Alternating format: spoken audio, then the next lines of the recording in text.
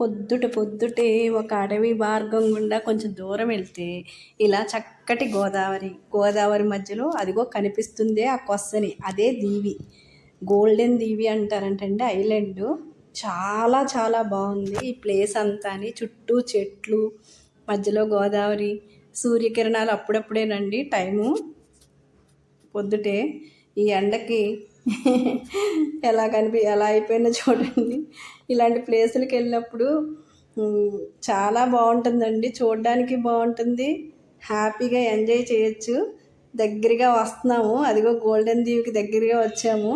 చాలా బాగుందండి. అదిగో కనిపిస్తుంది కదా మీకు ఆ చెట్టు, చాలా ప్రమాదం అంటండి. ఆ చెట్టు దగ్గరికి ఆ చెట్టు చూసి బాగుందంటే అతను చెప్తున్నాడు, అమ్మ ఆ చెట్టు ఆకులు తిన్నా కూడా ప్రమాదమే, విషం అవి, వాటి జోలికి వెళ్ళకూడదు, అసలు అవి ముట్టుకోకూడదు, తినకూడదని కూడా చెప్తున్నాడు అతను. అవునా అంటే, అవునమ్మా అది చాలా విషపూరితమైన చెట్టు, ఆ చెట్టు కనుక ఆకులు కూడా టచ్ చేయకూడదు, చేతులు కడుక్కోవాలన్నాడు. చిన్న పీతండి డ్యాన్స్ చేస్తుంది.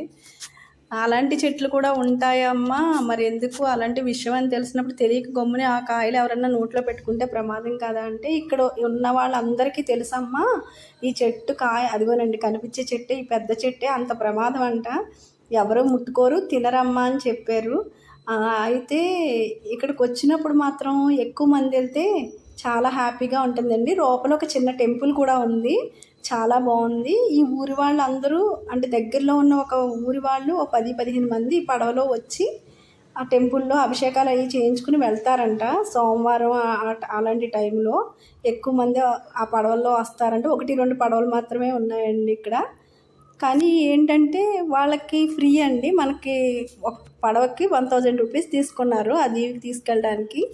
చాలా బాగుంది. కొంచెం జాగ్రత్తగా వెళ్ళండి అమ్మ అని చెప్పాడు అతను. అంటే మనకు తెలియని వాళ్ళం కదా, దారి అదిగో అలా చిన్న దారి అండి, ఆ దారి గుండా వెళ్తే టెంపుల్కి వెళ్తాము. అది మిస్ అయింది ఆ క్లిప్పు. టెంపుల్ చూసుకుని దర్శనం చేసుకుని చాలాసేపు ఆ దేవాలయంలో కూర్చుని, ఎంత బాగుందంటే 10 ఏసీలు ఉన్నంత బాగుందండి. ఆ గాలి, ఆ వాతావరణం, మధ్యలో కాసేపు ప్రశాంతంగా ఉందండి. చాలా హ్యాపీగా ఉన్నామండి అక్కడ. సంతోషంగా ఆనందంగా ఎంజాయ్ చేసాము. ఇలాంటి చోటకి ఒక 10-20 మంది కలిపి వెళ్తే చక్కగా భోజనాలు కూడా చేసుకుని అక్కడ పట్టుకెళ్ళి తిని కాసేపు ఉండి రావచ్చండి. ఎన్ని ఏసీలు ఉంటే ఇంతటి చల్లని గాలి వస్తుంది అంటారు. ఇలాంటి ప్లేసులకి వెళ్ళినప్పుడు కంపల్సరీ మీరు ఎక్కువ మందే వెళ్ళండి, భయం ఉండదు, కానీ వెళ్తే కొంచెం సరదాగా అనిపిస్తుంది. ఉంటానండి. ఇలాంటి వీడియోతో మళ్ళీ కలుస్తాను మీతోటి. బాయ్ అండి. ఎంజాయ్ చేయండి. ఈరోజు సండే కదా, అందరూ